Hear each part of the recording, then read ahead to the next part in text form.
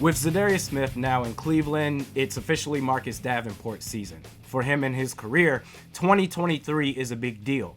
For the Vikings, not so much. It's a one-year prove-it deal, but I believe the Vikings brass is self-aware enough to realize that the rebuild and competitive rebuild is very much part of their reality. We need to start building the foundation for the next Vikings era.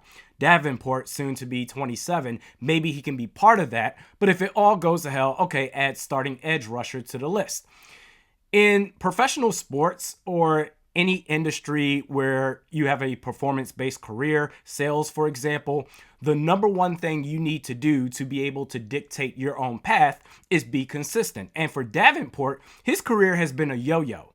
A large portion of that caused by injury history, so can't blame him for that. But even when he's healthy, when he's available out there on the football field, he has been inconsistent.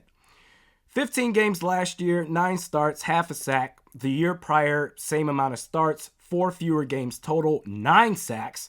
The year before that, a sack and a half. 5 years in the league, and no one knows who you are, what to expect from you as a player. He'll be 27 next season, getting a generous $13 million in a prove-it year. The difference between a big contract and a series of one-year vet minimum deals the rest of your career is how you perform in 2023. And if it's anything similar to your last year in New Orleans, that ain't going to cut it. You're an edge rusher. Half a sack in 15 games is inexcusable. And I'm not trying to tear the man down. This is just the reality. I'm a Vikings fan. I'm always going to support the logo before the player. The Davenport deal for the Vikings is so low risk. They're winners no matter how he performs next season. But half a sack is not going to suffice for him. And spare me with the pressure rate nonsense. I'm not an analytics guy, but I will concede that in a lot of ways, analytics has helped the sport. Going for it on 4th and short past midfield makes a lot more sense than punting, even if you're unable to convert.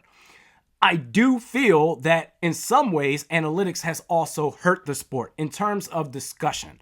For example, according to Next Gen Stats, the top 5 players in pressure rate since 2018, Trey Hendrickson, Nick Bosa, Robert Quinn, Marcus Davenport, and Myles Garrett, actually tied with Myles Garrett. Does anyone actually believe that Davenport is in the same stratosphere as the other 4? Maybe his agent. If I were his agent and I would go to the negotiation table, I'm trying to get my man a big contract, I would say, hey, listen, my dude is top 5 in pressure rate. He's one of the best in the league. 5 years, $100 million. And if I'm a GM for another team, I would say, hey, listen, bro, get the hell up out my office. Come see me another time when you got your head on straight. You can use analytics to justify whatever narrative that you choose to create. But pressure rate is defined as hurries plus knockdowns plus sacks. So without the sacks, using pressure rate as the go-to argument for an edge rusher is you telling me that this player is really good at almost creating plays. For defensive tackles, sure, let's talk about it. Taking on double teams to create opportunities for others, you're going through hell and back, and you're still able to create pressure? That's incredible. For an edge rusher, there's no excuse for the low sack totals. You're the guy. DeAndre Ayton is a former number 1 pick. Against the Nuggets in the Western Conference semifinals, he averaged less than 10 boards playing 30 minutes a game. You're the freaking center. Get the rebounds. If you're going to have a legitimate pass rush, the sack numbers have to come from somewhere, and it starts from your outside linebackers. I hope for his sake that he does have a breakout year. Fact is, he was one of their marquee signings, and with Danielle Hunter and Za'Darius Smith last year, the Vikings were 22nd in sacks. Now they're counting on Davenport as Z's replacement, along with depth, of course, but they're counting on Davenport as the focal point to improve on those numbers. You gotta produce. And now it's comments time. Dino Bambino says, he can't be worse than Zach Wilson, talking about Jaren Hall. Yeah, it's funny, even though they went to the same school, BYU, they could not be more different, not just in terms of where they got selected. Zach Wilson, former number 2 overall pick, Jaren Hall in the 5th round, but if nothing else, Jaron Hall just seems like a likable person. He's a locker room guy. He fits a positive culture. Even if the talent doesn't eventually match up to being a starter in the National Football League, you want him in the locker room. Whereas Zach Wilson, I don't think any of his teammates actually like him. And I think once his rookie contract is over with, he might get a backup job somewhere, but his career is not going to last long. The talent doesn't match the toxic personality that he has. William Payton says, you do realize that getting rid of talent makes you worse as a team. We are talking 5-12 if we lose Z Smith, Cook, and Hunter, no question. I agree with 2/3 of your premise here. So I projected a 9-8 record for your 2023 Minnesota Vikings.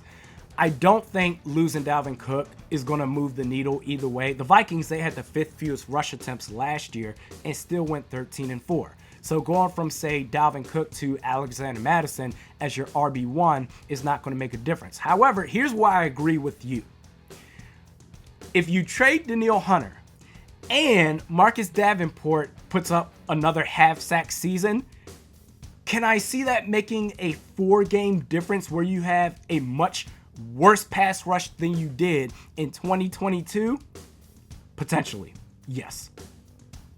Mr. Vikings Football 09 says, these greedy players need to learn from Harrison Smith. At one point, it's no longer about the money. Cook needs to go too.